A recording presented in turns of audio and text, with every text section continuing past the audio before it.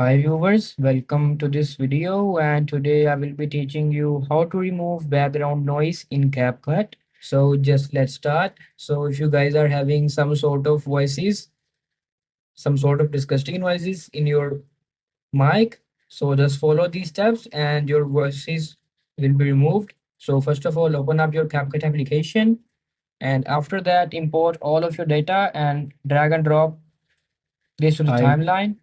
And after dragging it, drop your data to the timeline. Just you guys have to left click on it, and after that go on to this right section, click on this audio section, and you guys have to click on reduce noise section.